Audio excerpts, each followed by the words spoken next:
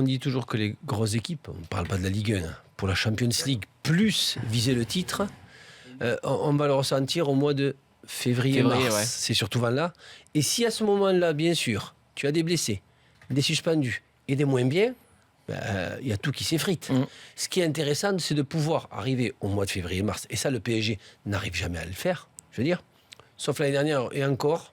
Je veux dire, si Monaco, Jardim arrive à encore faire tourner et à se retrouver au mois février-mars au complet à 100% sans blesser, là, je pense qu'ils peuvent faire mal.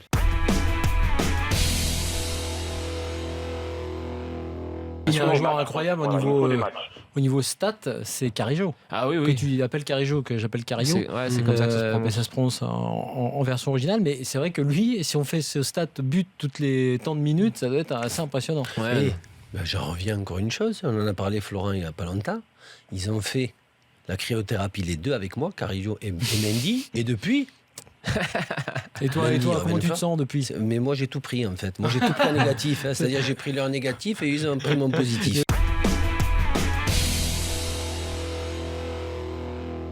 Entre le match à Dijon à 20h30, 20h45 le soir et à 14h30, c'est jouable à 14h. Moi je pense que pour le futur, on en parlait, ça serait bien. C'est la bonne horaire. Ça serait le bon horaire de jouer entre midi et 15h. Pour les stades, Ali.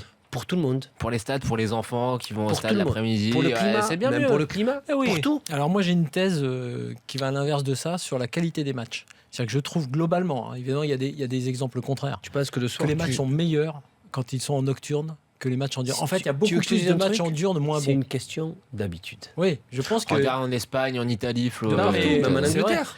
Je parlais en France parce qu'effectivement, je pense qu'il y a moins d'habitude à jouer. Tu te rappelles, à une époque, il y a une époque, 91, quelque chose comme ça, on a fait des journées entières à l'époque à l'après-midi, le dimanche après-midi, ce qui n'est jamais vu en France.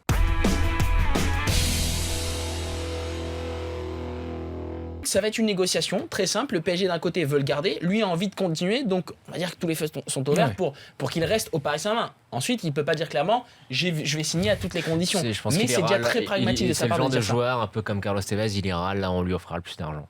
Ah non, je suis pas d'accord. Non, je suis pas du tout d'accord avec ça. Parce que j'ai senti dans le discours et même dans les échanges que j'ai avec ses proches, dans l'échange que j'ai eu avec lui, ce qu'on dit hors caméra, ou nous on dit souvent en off, officieusement, il avait l'air très calme, très serein sur ça, dans le sens de dire si je dois partir jusqu'au dernier jour, je me battrai pour ce club. Je vais aller jusqu'à ta remarque, de dire aussi, moi j'ai envie de continuer avec Paris. Pourquoi ? Parce que, je sais pas si vous l'avez remarqué, depuis quelques jours, il poste beaucoup plus de photos sur les réseaux sociaux, sur Twitter, sur Instagram. Il montre sa femme. Il dit voilà, je suis en pleine rue, je suis pas loin de Saint-Germain-des-Prés. Il est là parce qu'il a enfin cet amour de Paris